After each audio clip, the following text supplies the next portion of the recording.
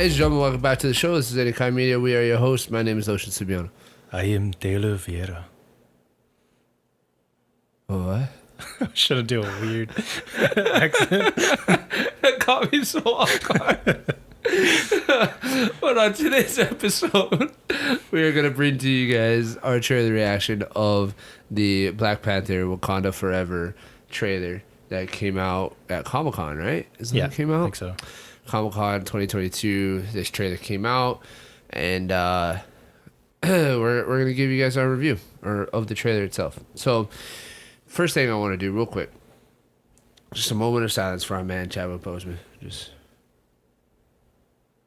thank you, Chadwick. We appreciate you bringing to life the character of Black Panther and King T'Challa, and you were pretty amazing, and it's really sad that you're gone, but I am hopeful that the Black Panther mantle will continue to live on and bring you honor, man. I think they might be able to do it, just from what I've seen and what I've read and stuff. I think they might bring you honor for in that regard. So, what did you think of the trailer, man? I thought the trailer for this movie is awesome. Yeah, I think this is probably the best trailer I've seen recently. Yeah, I would say especially for Marvel specific things, this is probably the best one. I'd say like Thor: Love and Thunder, the first one looked really good. It was really good. Whoa. Yeah.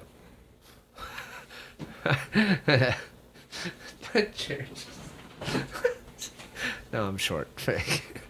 But yeah, it's definitely something that I think looks really good. I agree. And from what I've read, whoever that knows how they are, handling the whole Chadwick Boseman not being around to be Black Panther anymore, everything that I've read says that they handle it really well, that they do him, that they do him justice, and that it's a good, however they do it, it's good. I mean, obviously, I think he dies somehow in the movie, because pretty sure those scenes of them in the white parade, and they're in like a parade and stuff. Right, pretty sure that's the funeral. Yeah, the funeral, or at least like the celebration of life. Yeah. So, and then the rest of the movie is it's about, I don't know, who's taking the mantle, Wakanda's fight to protect themselves and stuff, and I don't know, will it be Shuri? Will it be that in Atlantis? Yeah. So I don't really know how that plays into this, but it's featured heavily in this. Yeah. So it's definitely, what is the name of the leader of Atlantis? I don't know his name. Frick. Yeah. He looks kind of Hispanic to me. Yeah, a little bit. The prince. Yeah, the Prince of Atlantis. But yeah, so if you guys haven't seen the trailer, apparently Atlantis exists in the world of Marvel. I don't know anything about it. I didn't know they were in the comics or anything, or if this is just something new that they're adding, but apparently Atlantis exists, and there's a Aquaman type character in Marvel. But not nearly as cool.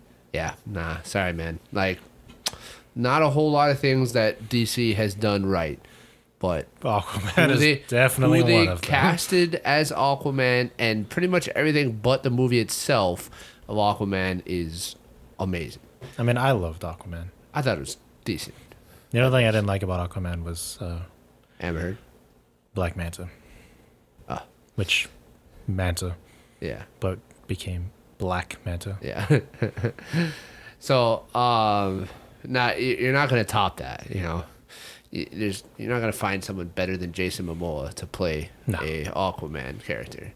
There is no one better. So, I don't know. It'll be interesting to see. It seems like they're fighting them, but at the same time, it doesn't. That doesn't make sense. I don't know. It's weird. I don't understand what obviously we have to wait and see, but I don't understand what the conflict is.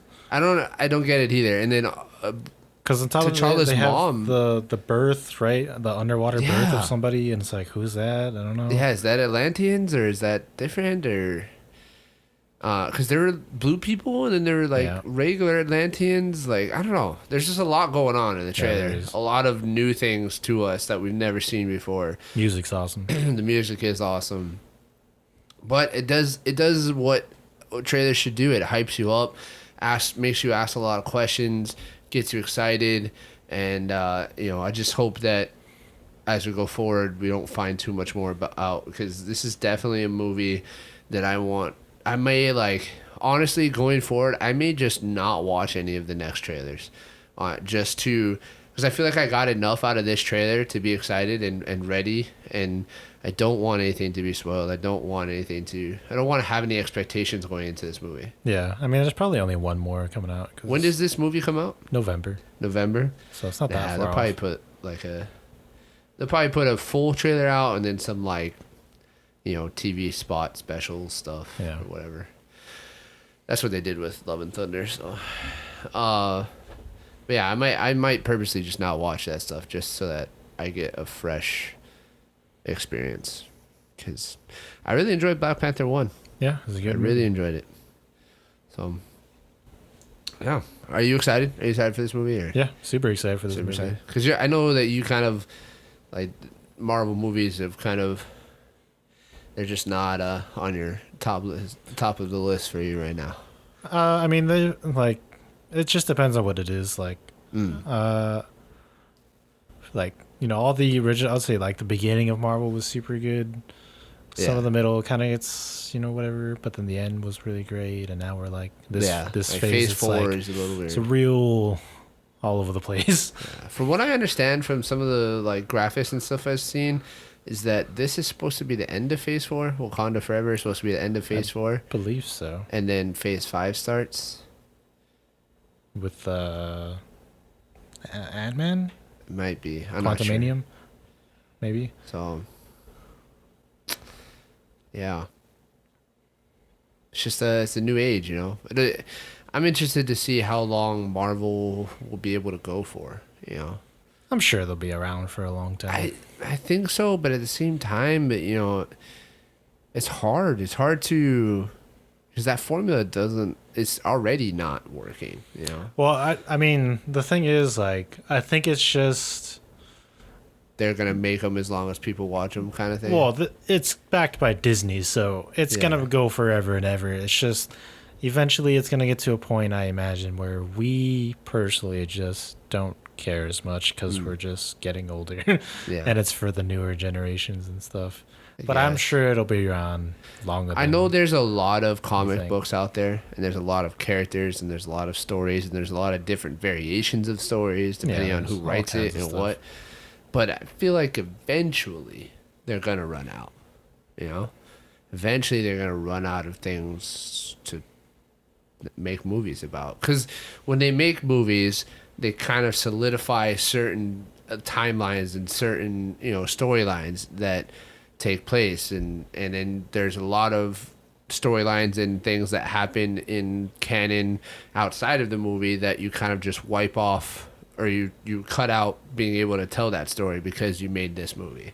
You know what I mean? Yeah. Well, that's for Marvel to decide of how to do that, but really it comes down to, like, I guess that could happen. It's really Marvel, they realize what they like to do, and they're going to stick with it, whether it's for their benefit or not, and we just kind of have to see. Because it's Marvel, everything has to be connected, and like, everything has to go a certain way, because that's just how they like to make their movies. Sometimes it's great, sometimes it's whatever, and we just got to see. I think the biggest question mark is, how are they going to top Endgame? How are you going to top the culmination of a decade's worth of movies? All I'm going to say is storylines. Good luck. Yeah. Because I don't know how you do that. I don't know how you make another culmination of events into something. Because if you remember, I think I had mentioned to you, is I heard that the end of phase, I don't know if it was 5 or 6, was already supposedly, like, what they're aiming for is already, like, been decided, and it's supposed to be with Avengers Secret Wars, which I know nothing about. I don't know anything about but that. that's supposed to be like the new Endgame kind of thing. Yeah, it's I don't know how. I don't but know how because like to me personally, because it's not the same characters, it's gonna be real hard. Yeah, it's gonna be real hard. So, ladies and gentlemen, what do you think? Are you excited about Black Panther: Wakanda Forever? Are you a little bit worried that a lot of Marvel's content now is very female directed? Like a lot of their stars are females. The MCU. I wouldn't say. Let me correct myself. I wouldn't say worried, but like, you know, it feels a little unbalanced to me. I get that a lot of superheroes are male, and it's been male dominant for a long time, but that doesn't really mean we gotta go the other direction and just be female dominated for a long time. Like, there should be a balance, right? At least that's no. That's not how that works. Gotta make up. There's no equality. It's you go one way, then you swing the other way. Yeah. Let us know what you guys think. Let us know if you guys are still riding the Marvel train and are ready for wherever it stops, or are you kind of a little fed up with the I know you guys are. I see the revenue stream that they're still getting. Yeah. you guys are all still on the train. I can tell. Yeah. Thanks for being here, guys. We appreciate you. Please like, subscribe, comment, share with a friend, and we'll catch you guys in the next episode. Bombay.